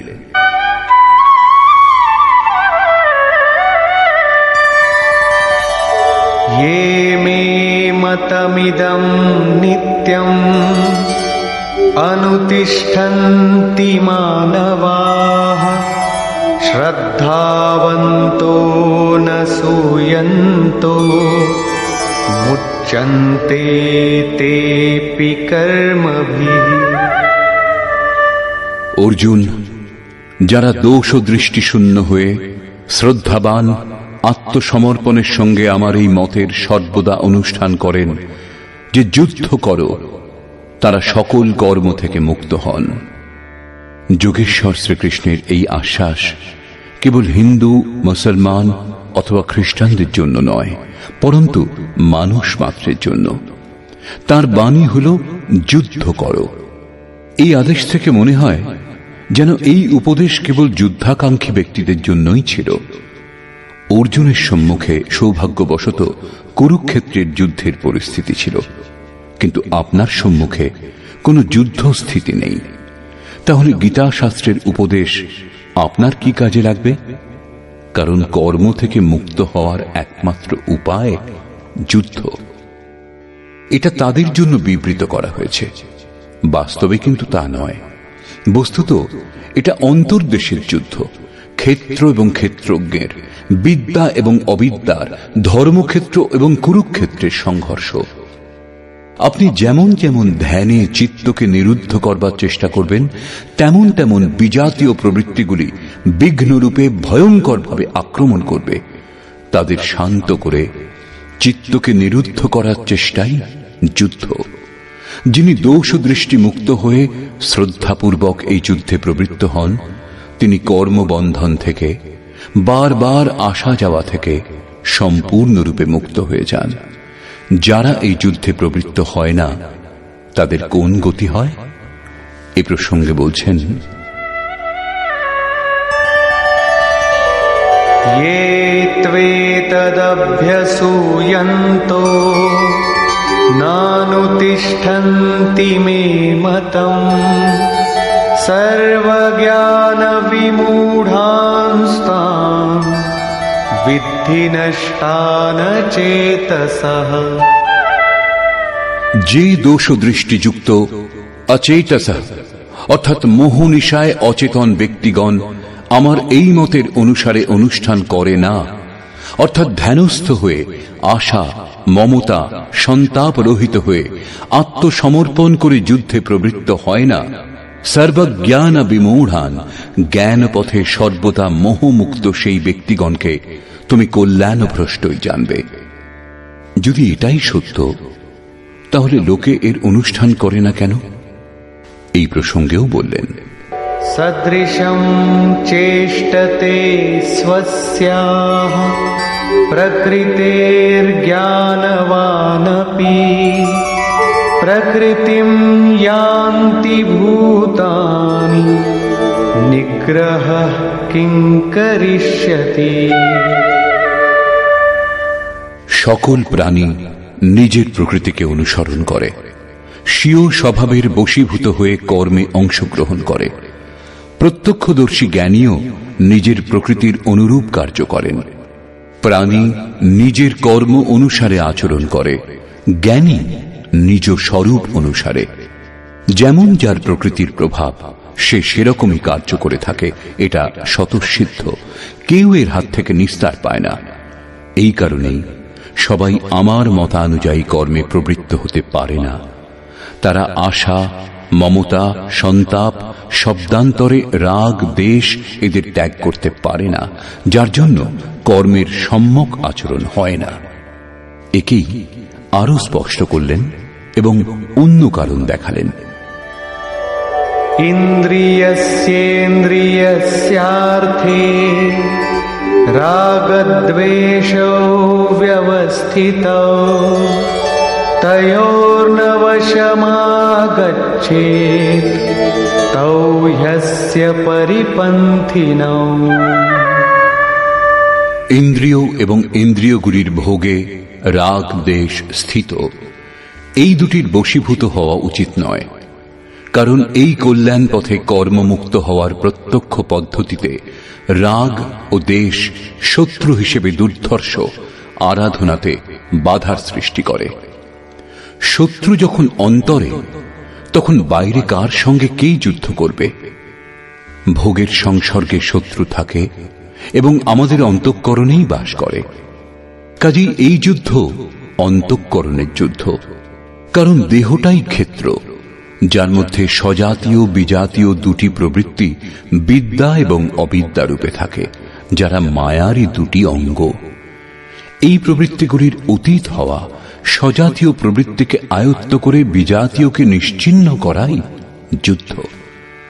বিজাতীয় নিশ্চিহ্ন হলে স্বজাতীয়ের উপযোগিতা আর থাকে না। স্বরূপের ছোঁয়ায় স্বজাতীয় তার অন্তরালে বিলীন হয়ে যায়। এইভাবে প্রকৃতির পার পাওয়াই যুদ্ধ, যা ধ্যান দ্বারা সম্ভব। রাগ দ্বেষ শান্ত করতে সময় লাগে।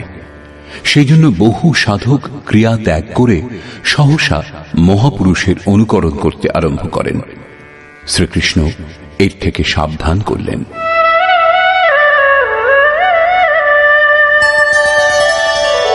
শ্রেয়ান স্বধর্মো বিগুণঃ পরধর্মাৎ স্বনুষ্ঠিতা স্বধর্মে নিধনম শ্রেয়ঃ পরধর্মো ভয়াবহ। একজন সাধক 10 বছর ধরে সাধনায় প্রবৃত্ত এবং অন্য একজন আজ সাধনায় প্রবৃত্ত হয়েছে। উভয়ের ক্ষমতা এক হবে না। প্রারম্ভিক সাধক যদি তার অনুকরণ করে, তাহলে সে তার নিজের যোগ্যতাটুকুও হারিয়ে ফেলবে। এই প্রসঙ্গেই শ্রীকৃষ্ণ বলছেন, উত্তম রূপে আচরিত পরধর্ম অপেক্ষা গুণরহিত নিজ ধর্ম অধিক উত্তম। কর্মে প্রবৃত্ত হওয়ার স্বভাবজাত ক্ষমতাই স্বধর্ম। নিজের ক্ষমতা অনুসারে সাধক কর্মে প্রবৃত্ত হলে একদিন মুক্তি লাভ করে। অতএব স্বধর্ম আচরণে মৃত্যুও পরম কল্যাণকর। যেখানেই সাধনে ছেদ পড়ে, আবার দেহ লাভ করার পর সেখান থেকেই পুনরায় যাত্রা আরম্ভ হয়। আত্মার মৃত্যু হয় না। দেহের, বস্ত্রের পরিবর্তন হলেও বিচার বুদ্ধি বদলায় না। নিজের থেকে শ্রেষ্ঠ ব্যক্তির অনুকরণ করতে আরম্ভ করলে সাধক ভয় পাবেন। ভয় প্রকৃতিতে হয়, পরমাত্মায় নয়। প্রকৃতির আবরণ আরো ঘনীভূত হবে। ভগবৎ পথে অনুকরণের বাহুল্য দেখা যায়। একবার পূজ্য মহারাজজির প্রতি আকাশবাণী হয়েছিল যে তিনি যেন অনুসূয়াতে গিয়ে বসবাস করেন। তখন তিনি জম্মু থেকে চিত্রকূট এসেছিলেন এবং অনুসূয়ার ঘোর জঙ্গলে বাস করতে আরম্ভ করেছিলেন। অনেক মহাত্মা ওই পথ দিয়ে যাতায়াত করতেন। তাদের মধ্যে একজন লক্ষ্য করেছিলেন যে পরমহংসজি দিগম্বর অবস্থাতে থাকেন এবং তার সম্মানও অনেক। তখন সেই মহাত্মাও কৌপিন ত্যাগ করলেন। দণ্ডকমণ্ডলু অন্য এক সাধুকে দিয়ে ত্যাগী দিগম্বর সেজে বসলেন। কিছুকাল পরে এসে দেখলেন পরমহংসজি লোকের সঙ্গে কথাবার্তা বলেন, প্রয়োজন মতো সময় সময় তাড়না দেওয়ার ছলে অপশব্দও ব্যবহার করেন। মহারাজজির প্রতি আদেশ হয়েছিল তিনি যেন ভক্তদের কল্যাণার্থে কিছু তিরস্কার করেন, এই পথের পথিকদের ওপর প্রখর দৃষ্টি রাখেন। মহারাজের অনুকরণ করে সেই মহাত্মাও গালাগাল দিতে আরম্ভ করলেন, কিন্তু তার পরিবর্তে লোকেও তাকে ভালো মন্দ দু কথা শুনিয়ে দিত। তিনি তখন বলেছিলেন, পরমহংসজিকে কেউ কিছু বলে না, আর এখানে তো মুখে মুখে জবাব দিচ্ছে। বছর 2 পরে ফিরে এসে সেই মহাত্মা দেখেছিলেন যে পরমহংসজি গদিতে বসে লোকে পাখা দিয়ে বাতাস করছে, চামর ব্যজন করছে। তিনিও দেখা দেখি সেই জঙ্গলের এক ভাঙা বাড়িতে তক্তাপোষ আনিয়ে তাতে গদি পেতে 2টি লোক নিযুক্ত করলেন চামর ব্যজন করবার জন্য। প্রতি সোমবার ভিড়ও হতে লাগল। পুত্রের ইচ্ছুক 50 টাকা দিন, কন্যার ইচ্ছুক 25 টাকা দিন, পরন্তু কথায় বলে উঘরে অন্ত না হই নিবাহ। 1 মাসের মধ্যেই সেই সাধুকে সে স্থান ত্যাগ করে অন্যত্র যেতে হয়েছিল। মান প্রতিষ্ঠা সব খুইয়ে বসেছিলেন। এই ভগবৎ পথে অনুকরণের কোন স্থান নেই। সাধকের উচিত স্বধর্মেরই আচরণ করা। স্বধর্ম কি? 2য় অধ্যায়ে শ্রীকৃষ্ণ স্বধর্মের উল্লেখ করেছিলেন। স্বধর্ম লক্ষ্য করলেও তুমি যুদ্ধ করার উপযুক্ত পাত্র। এর চেয়ে শ্রেষ্ঠ কল্যাণকর পথ ক্ষত্রিয়ের জন্য আর নেই। স্বধর্মে অর্জুন ক্ষত্রিয়। যোগেশ্বর সংকেত করলেন, অর্জুন, যারা ব্রাহ্মণ তাদের জন্য বেদের উপদেশ ক্ষুদ্র জলাশয়ের তুল্য। তুমি বেদের ঊর্ধ্বে ওঠো এবং ব্রাহ্মণ হও, অর্থাৎ স্বধর্মে পরিবর্তন সম্ভব। এখানে পুনরায় বললেন, রাগ দেশের বশীভূত হইও না, এদের কাটিয়ে ওঠো, স্বধর্মই শ্রেয়স্কর। তার বলবার অর্থ এই নয় যে অর্জুন কোন ব্রাহ্মণের অনুকরণ করে তার মতো বেশভূষা ধারণ করুক।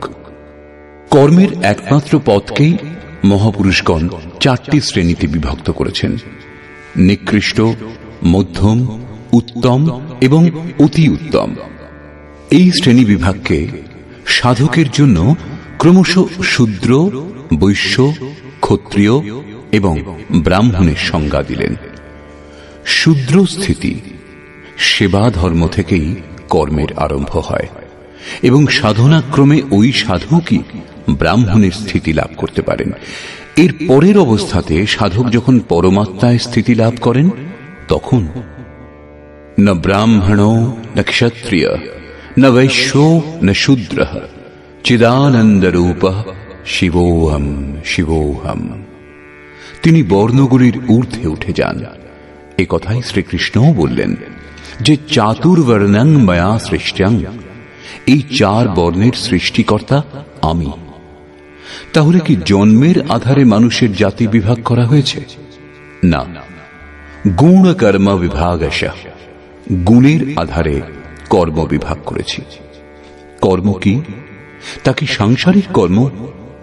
শ্রীকৃষ্ণ বললেন, না, তা হল নিয়ত কর্ম। এই নিয়ত কর্ম কি? তিনি বললেন, যজ্ঞের প্রক্রিয়ায় নিয়ত কর্ম, যার দ্বারা শ্বাসকে প্রশ্বাসে আহুতি, প্রশ্বাসকে শ্বাসে আহুতি, ইন্দ্রিয় সংযম ইত্যাদি, যার শুদ্ধ অর্থ হল আরাধনা, যোগ সাধনা। আরাধ্য দেব পর্যন্ত পৌঁছিয়ে দেয় যে বিধি বিশেষ, তাই হল আরাধনা। এই আরাধনা কর্মকেই 4টি শ্রেণীতে বিভাগ করা হয়েছে। যার যেমন ক্ষমতা, সেই ক্ষমতা অনুযায়ী নিজ শ্রেণী থেকেই তার আরম্ভ করা উচিত। একেই বলে সকলের নিজ নিজ ধর্ম। যদি কেউ শ্রেষ্ঠ পুরুষের অযৌক্তিক অনুকরণ করে তাহলে তা বিড়ম্বনার কারণ হয়ে দাঁড়ায়। তার নাশ হবে না, কারণ এতে বীজের নাশ নেই, কিন্তু সে প্রকৃতির চাপে ভয়াক্রান্ত, দিনহীন নিশ্চয়ই হয়ে যাবে। যদি প্রথম শ্রেণীর কোনো ছাত্র স্নাতক শ্রেণীতে বসতে আরম্ভ করে তাহলে কি তার পাঠ্য বিষয় বোধগম্য হবে? সে প্রারম্ভিক বর্ণমালা থেকেও বঞ্চিত হয়ে যাবে। অর্জুন প্রশ্ন করলেন যে মানুষ স্বধর্মের আচরণ করতে পারে না কেন? अर्जुन उवाच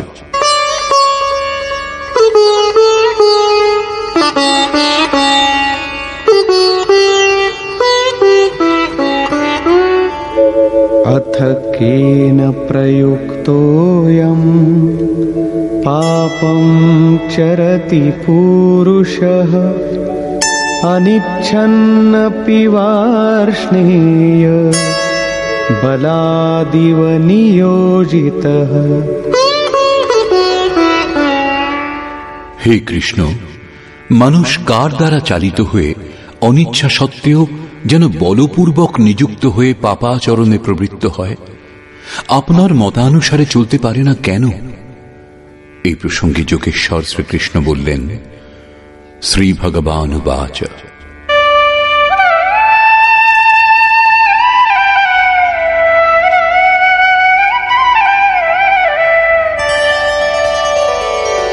काम एष क्रोध एष रजो गुण समुद्भवः महाशनो महापाप्मा विद्येनमिह वैरिणम्। অর্জুন, রজোগুণজাত এই কাম এবং এই ক্রোধ অগ্নির ন্যায় ভোগে অতৃপ্ত, অত্যন্ত ক্ষতিকারক। কাম, ক্রোধ, রাগ দেশের পূরক। একটু আগেই আমি যার চর্চা করেছি, এই বিষয়ে তুমি এদেরই শত্রু জানবে। এখন এদের প্রভাব সম্বন্ধে বলছেন।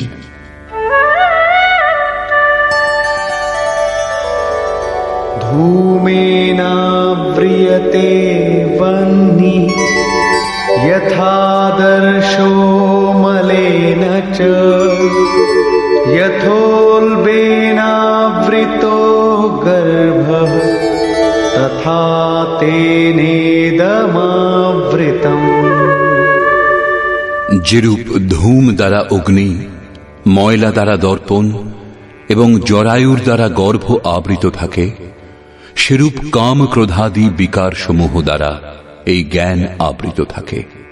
ভিজে কাঠ জ্বালালে কেবল ধোঁয়াই হয়, আগুন থাকা সত্ত্বেও শিখার রূপ নিতে পারে না।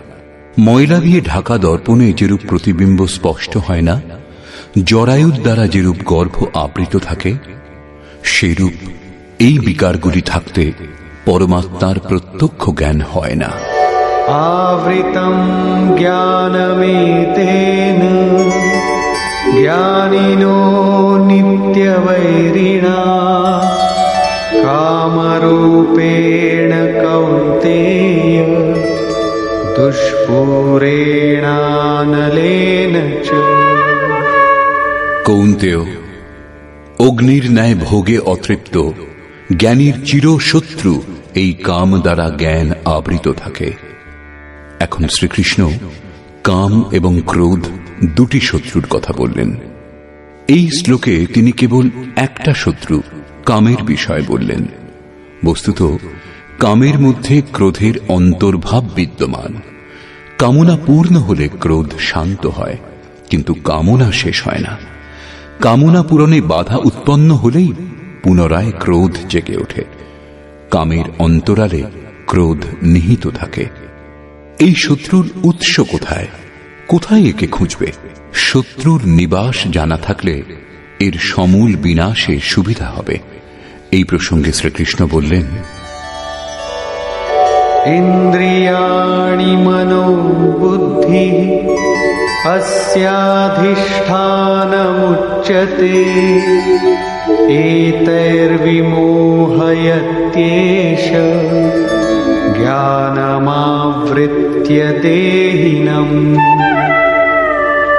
ইন্দ্রিয় সমূহ, মন এবং বুদ্ধি, এদেরই কামের আশ্রয় বলা হয়। কাম, মন, বুদ্ধি এবং ইন্দ্রিয় সমূহের দ্বারাই জ্ঞানকে আবৃত করে জীবকে মোহমুগ্ধ করে। তস্মাৎ ত্বমিন্দ্রিয়াণ্যাদৌ নিয়ম্য ভরতর্ষভ পাপ্মানং প্রজহিয়েনং জ্ঞান বিজ্ঞাননাশনম। সেই জন্য অর্জুন, তুমি আগে ইন্দ্রিয়গুলিকে নিয়ম্য সংযত করো, কারণ এর অন্তরালে শত্রু বিদ্যমান। তা তোমার দেহের ভিতরে বাইরে খুঁজলে কোথাও পাবে না। এটা হৃদয় রাজ্যের অন্তর্জগতের যুদ্ধ। ইন্দ্রিয় সমূহকে বশ করে জ্ঞান এবং বিজ্ঞানের বিনাশক এই ক্ষতিকারক কামের নাশ করো। কাম সহজে আয়ত্তে আসে না, অতএব বিকারের নিবাস স্থানকেই অবরুদ্ধ করো, ইন্দ্রিয় সমূহকেই সংযত করো। কিন্তু ইন্দ্রিয় সমূহ এবং মনকে সংযত করা খুব কঠিন। আমি কি তা করতে পারব? এই প্রসঙ্গে শ্রীকৃষ্ণ তাঁর সামর্থ্য বলে উৎসাহ দিচ্ছেন।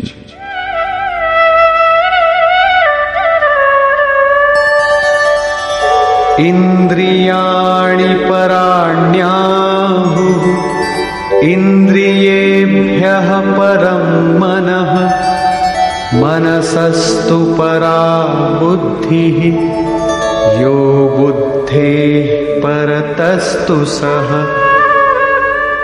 অর্জুন, এই দেহ থেকে ইন্দ্রিয়গণকে শ্রেষ্ঠ অর্থাৎ সূক্ষ্ম এবং বলবান বলে জানবে। ইন্দ্রিয় সমূহ থেকে মন শ্রেষ্ঠ এবং বলশালী, মন থেকে বুদ্ধি শ্রেষ্ঠ এবং যিনি বুদ্ধির থেকেও অত্যন্ত শ্রেষ্ঠ তিনিই তোমার আত্মা এবং সেই হলে তুমি। সেই জন্য ইন্দ্রিয় সমূহ, মন এবং বুদ্ধি নিরুদ্ধ করতে তুমি সক্ষম।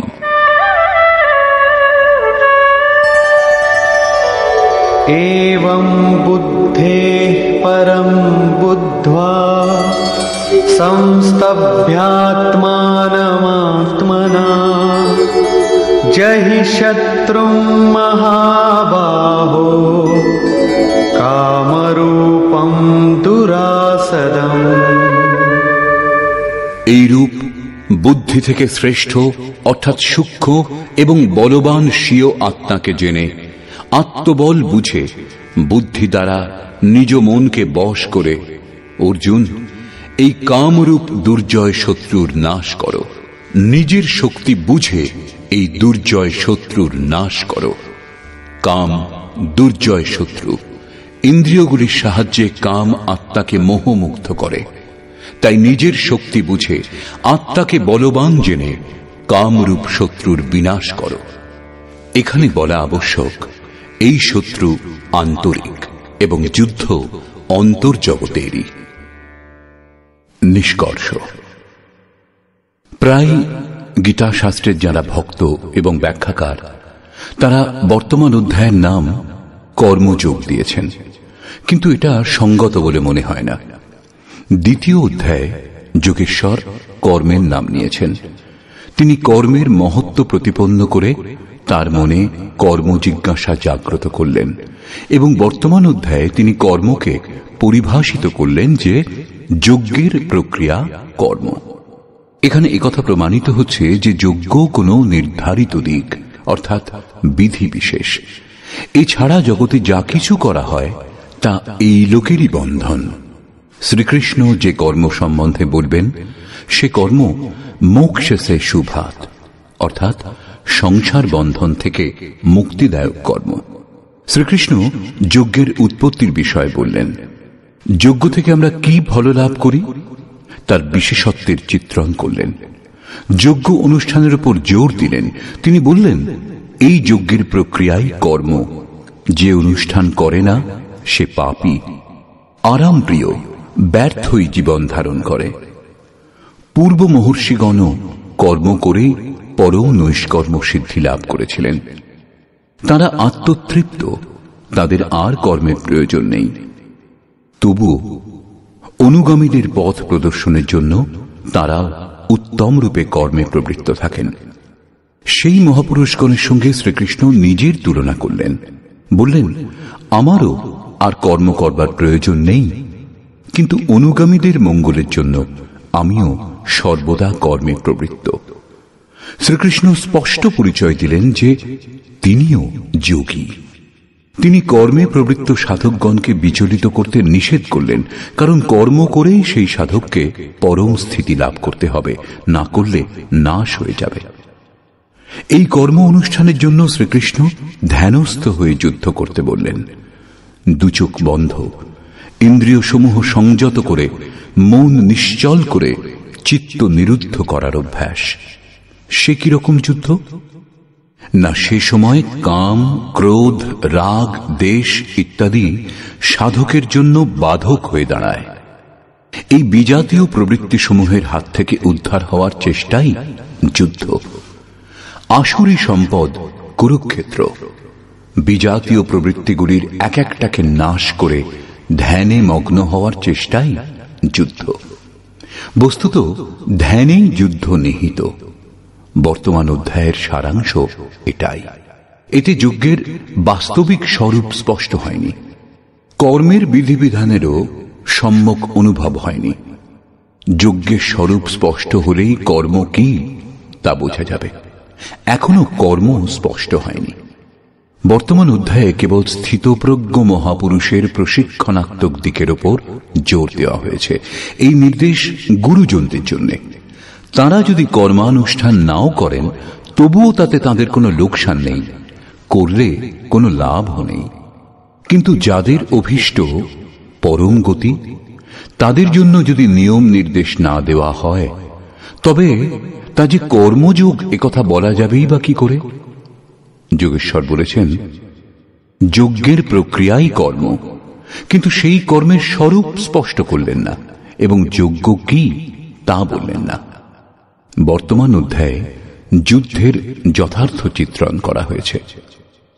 সম্পূর্ণ গীতা শাস্ত্রে দৃষ্টিপাত করলে দেখা যায়, দ্বিতীয় অধ্যায়ে যোগেশ্বর বলেছেন, এই শরীর নাশবান, অতএব যুদ্ধ করো। গীতা শাস্ত্রে যুদ্ধের বাস্তবিক কারণ এটাই। পরে জ্ঞান যোগের বিষয়ে ক্ষত্রিয়ের জন্য যুদ্ধই কল্যাণের একমাত্র সাধন বলা হয়েছে। তিনি বললেন, অর্জুন, এই বুদ্ধি তোমার জন্য জ্ঞান যোগের বিষয় বলা হয়েছে। কোন বুদ্ধি? এই যে জয় পরাজয় উভয় দৃষ্টিতেই জয়লাভ হয়, এ কথা জেনে যুদ্ধ করো। চতুর্থ অধ্যায় বলেছেন, যোগে স্থিত হয়ে হৃদয়ে স্থিত এই স্বীয় সংশয় জ্ঞানরূপ অসি দ্বারা ছেদন করে যুদ্ধার্থে উত্থিত হও। পঞ্চম অধ্যায় থেকে দশম অধ্যায় পর্যন্ত যুদ্ধের কোনো চর্চা করেননি। একাদশ অধ্যায়ে কেবল এই বলেছেন, এই শত্রুগণ আমার দ্বারা পূর্বেই নিহত হয়েছে, তুমি নিমিত্ত মাত্র হও, যশ লাভ করো। এই মৃতদিগকে তুমি বধ করো, যিনি প্রেরক তিনি করিয়ে নেবেন, মৃতদেরই বধ করো। পঞ্চদশ অধ্যায়ে সংসারকে দৃঢ়মূল অশ্বত্থ বৃক্ষের ন্যায় বলা হয়েছে, যাকে অসঙ্গতারূপী অস্ত্র দ্বারা ছেদন করে ওই পরম পদের অনুসন্ধান করবার জন্য নির্দেশ দেওয়া হয়েছে। পরবর্তী অধ্যায়গুলিতে যুদ্ধের উল্লেখ নেই। ষষ্ঠদশ অধ্যায়ে অসুরের চিত্রণ অবশ্যই করা হয়েছে, যারা নরকগামী। শুধু বর্তমান অধ্যায়ে যুদ্ধের বিশদ বর্ণনা আছে। শ্লোক 30 থেকে 43 পর্যন্ত যুদ্ধের স্বরূপ, যুদ্ধের অনিবার্যতা, যুদ্ধে প্রবৃত্ত না হলে বিনাশ, যুদ্ধে নিহত শত্রুদের নাম, তাদের বধ করবার জন্য নিজ শক্তির আহ্বান এবং নিশ্চয়ই তাদের বধ করবার জন্য জোর দিলেন। বর্তমান অধ্যায়ে শত্রু এবং শত্রুর আন্তরিক স্বরূপ স্পষ্ট রূপে বর্ণনা করা হয়েছে, যাদের বিনাশ করবার জন্য প্রেরণা প্রদান করা হয়েছে। এই প্রকার শ্রীমদ্ ভগবৎ গীতারূপী উপনিষদ এবং ব্রহ্মবিদ্যা তথা যোগশাস্ত্র বিষয়ক শ্রীকৃষ্ণ এবং অর্জুনের সংবাদে শত্রু বিনাশ প্রেরণা নামক তৃতীয় অধ্যায় পূর্ণ হল। এই প্রকার শ্রীমৎ পরমহংস পরমানন্দজির শিষ্য স্বামী অর্গড়ানন্দকৃত শ্রীমদ্ ভগবৎ গীতার ভাষ্য যথার্থ গীতাতে শত্রু বিনাশ প্রেরণা নামক তৃতীয় অধ্যায় সমাপ্ত হল। হরি ওম তৎসৎ।